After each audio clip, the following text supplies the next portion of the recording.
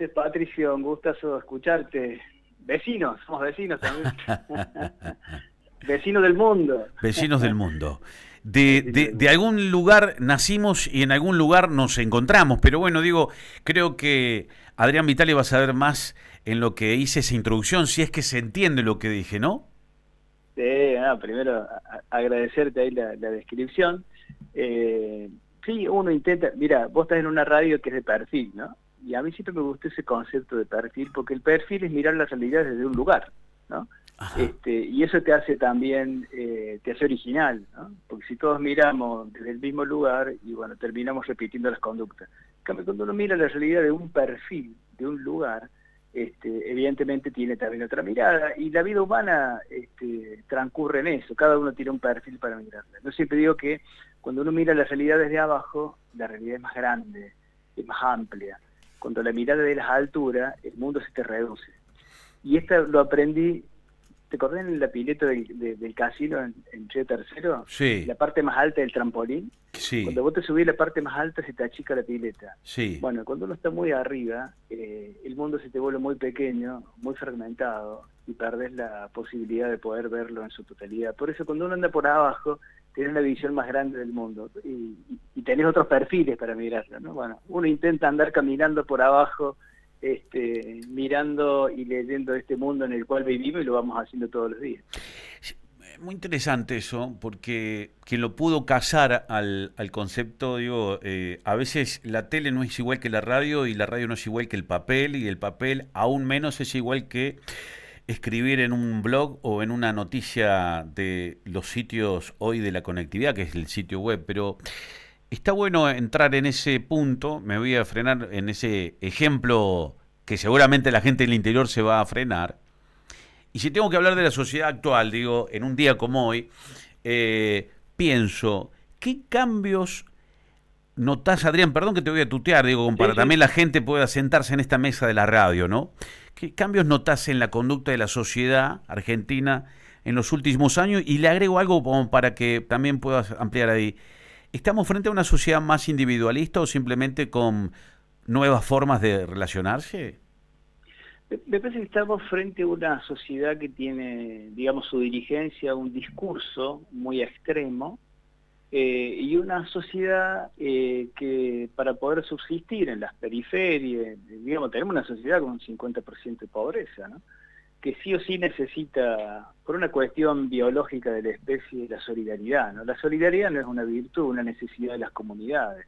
El ser humano sobrevivió en la sabana africana cuando aparecimos hace 2,5 millones de años, por la solidaridad, digamos, ¿no? Éramos la especie más vulnerable. Nuestra única herramienta fue el cooperativismo, la solidaridad. Solidaridad viene del latín, significa sólido, ¿no? Ajá, sí. Juntarnos todos y hacernos una sola cosa que no se pueda vulnerar. Eso Mirá sigue, que María, yo no sabía Patricio. eso, yo no sabía. Mirá vos que Mira. estás como de...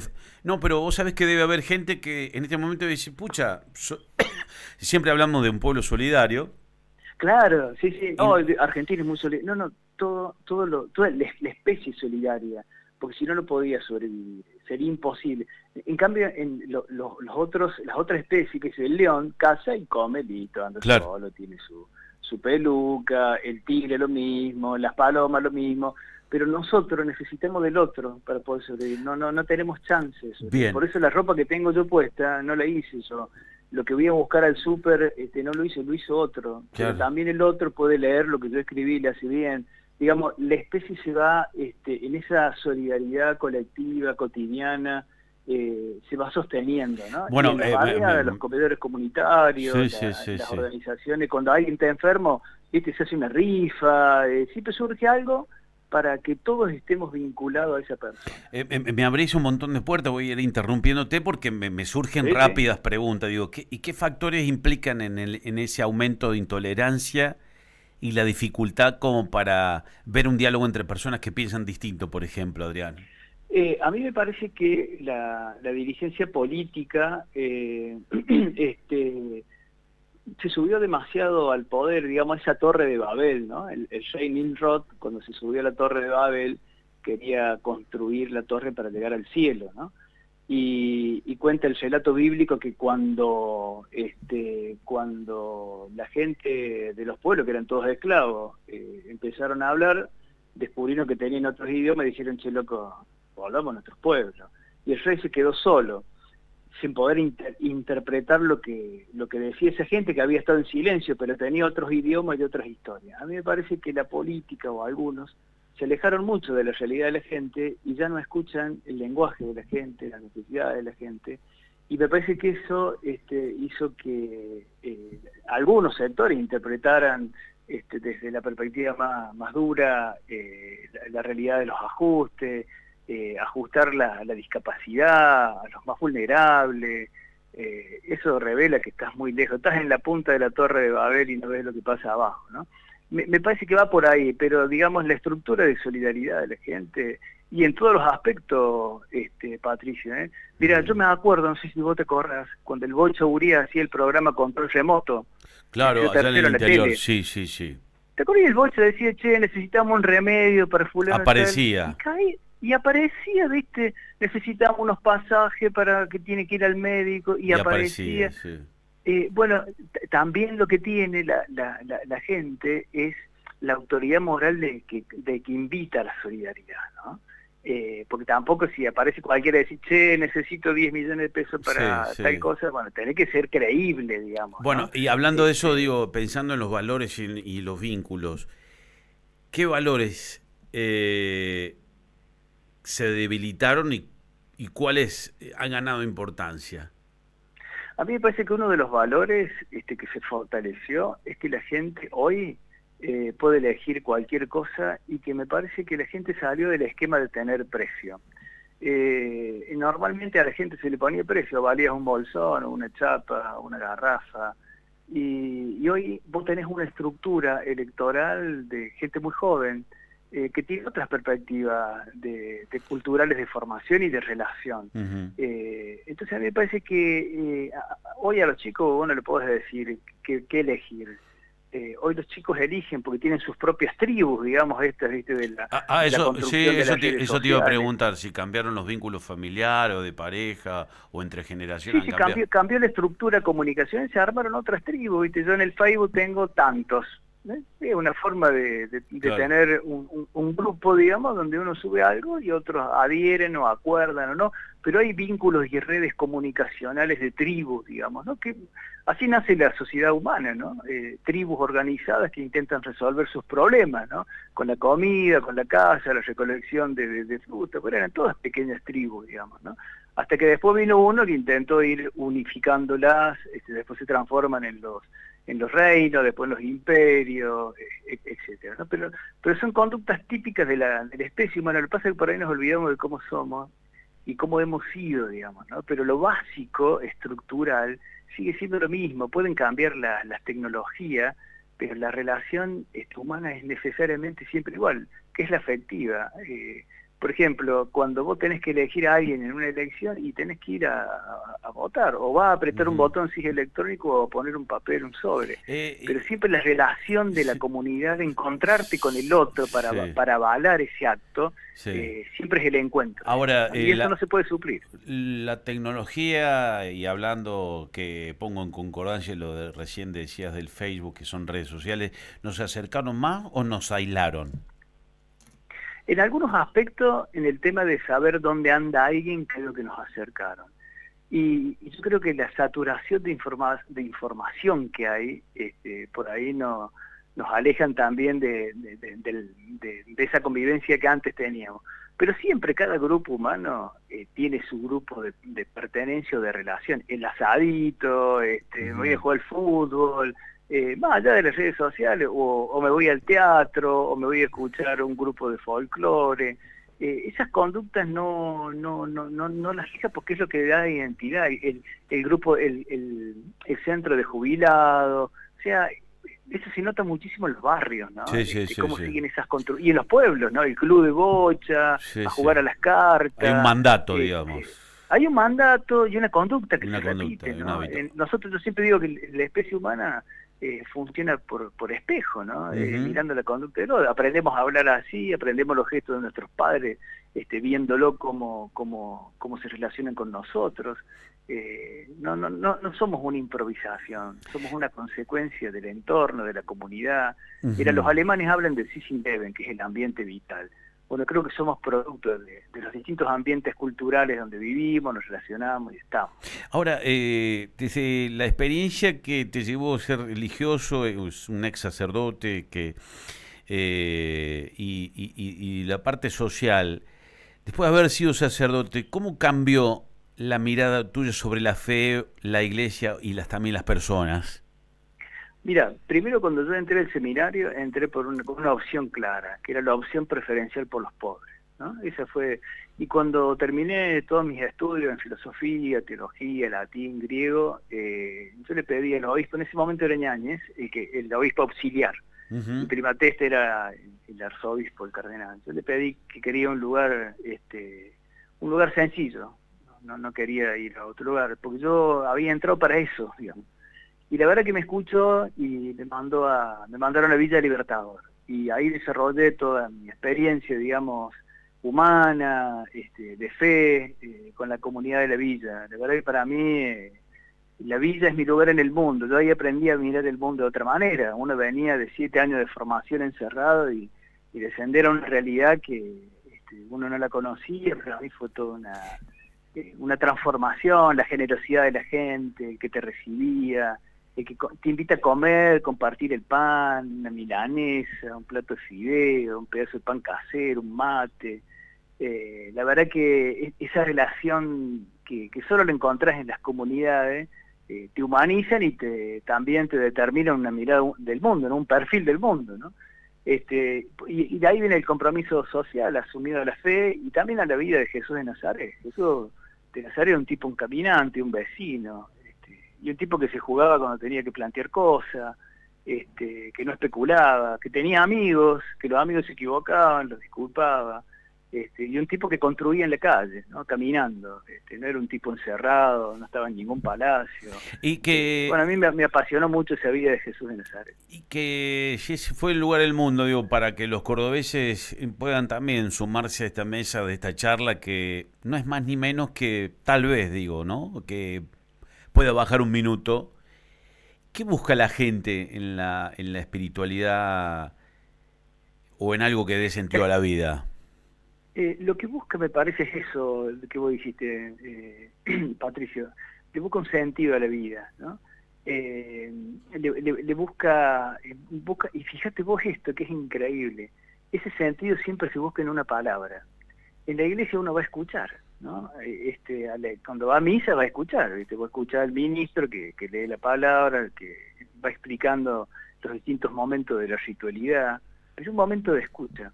El ser humano, cuando aparecimos hace 2,5 millones de años, no hablábamos. El lenguaje es una construcción muy contemporánea. Hace 100.000 años, el Homo sapiens, que apareció hace 300.000 años, comenzó a hablar, ¿no? Se produjo una modificación anatómica, bajó la laringe a la altura de la tráquea, entró más aire y le apareció la palabra. Por eso vos podés estar haciendo radio y podemos estar hablando, ¿no? Por esa modificación anatómica. Y el hombre empezó a hablar, y las comunidades se organizaron de otra manera, y me parece que eso es lo que busca la gente, esa palabra que le da sentido a un montón de cosas que nos pasan adentro. Porque cuando uno va a misa va a escuchar, y por ahí uno puede aconsejar lectura de libros, pero siempre asociada a la palabra. La palabra en la vida humana es una cuestión visceral, es mágica. La palabra dice lo que somos. La palabra ese aire plasmado en un papel es lo que es el rostro que somos nosotros, decía algunos escritores griegos antiguos. Dice, un relato, una palabra, muestra el rostro de quién es el que la está nombrando o diciendo. Bueno, en la fe creo que se busca un poco eso, ¿no? Un sentido a la vida, pero desde la palabra, no desde el silencio ni de una mueca, ¿no? Sino de una palabra linda que me motive, que me ayude a sistematizar mi vida, porque en el fondo todos somos un pequeño papiro o un pequeño pergamino escrito y que vamos escribiendo nuestra propia historia y que la vamos compartiendo con otros, ¿no? Sí, es muy interesante porque yo también me hago esa pregunta y te pregunto, Adrián, ¿la sociedad sigue necesitando referentes éticos o desconfía de las instituciones tradicionales? ¿Y qué aprendió con esto? No, yo creo que la sociedad, sí, primero vos sabés que la ética no es lo mismo que la moral. La ética es la cuestión natural de la especie. Por ejemplo, la solidaridad es una cuestión ética. Vos vas por la calle, alguien se cayó, vos no lo conocés y automáticamente vas y lo levantas. Es una cuestión ética. La ética son los principios de la estructura de la especie. La moral son convenciones, ¿no? A ver, nosotros decimos que la pena de muerte acá está bien, entonces todos votamos, la pena de muerte está bien. Entonces, las leyes son convenciones morales, ¿no? Pero la ética es hermosa, digamos, porque es la estructura de lo que somos, y somos buenos esencialmente, porque nos necesitamos buenos para darle una mano al otro cuando está en dificultades. Y me parece que la gente busca naturalmente eso. La gente naturalmente no desconfía, por eso se dan por ahí las estafas, ¿no? Porque uno no está pensando mal del otro. Estructuralmente siempre, por eso escucha, y por eso, por ejemplo, te escucha en la radio, y por eso todos los días la prende en el mismo lugar, porque te quiere escuchar, porque se siente referenciado, porque en tu palabra la gente también se dice, o vos decís lo que piensa la gente. Por eso digo, la palabra, ese gran invento humano que permitió que sin vernos podamos expresar lo que sentimos, lo que soñamos, es una cosa mágica. Pero la gente busca eso, y bueno, y también valora esa cuestión ética, digamos, ¿no? No, sí, seguro. Me doy cuenta, ¿viste? La gente dice, che, te cambio, ¿viste? Pero claro. La gente seguramente busca la cuestión ética, pero siempre la busca desde una perspectiva sanamente ingenua, digamos, ¿no? No está dudando, te cree la gente, digamos, ¿no? Bueno, de eso se trata cuando uno está encausado en esta profesión, que voy a decir, hay gente que está escuchando y propiamente diciendo, pero es viernes, estoy escuchando una charla de alguien que nos está contando de conceptos propiamente de miradas y de argumentos claves de la vida, y un entrevistador que en vez de preguntar, por ejemplo, de lo que el resto está haciendo, ¿no? Hablando, como lo dije antes de la nota, con economistas, con especialistas en la economía, digo, tiene todo un que ver, porque pensaba yo, digo, detrás de lo que ha sido un fuerte contenido económico en una cadena nacional, yo también tengo que pensar cuál es el impacto social y humano, ¿no? De lo que significa la conducta social que tiene alguien como en este caso tu persona, en una mirada diferente, no porque diga una medida económica si es correcta o incorrecta, no lo sé, sino sobre cómo reaccionan las personas frente a grandes transformaciones, ¿no? Porque ahí hay un cambio cultural que propone el gobierno, hay expectativas, también calculo que hay frustraciones, hay valores sociales, hay una división social y un debate público.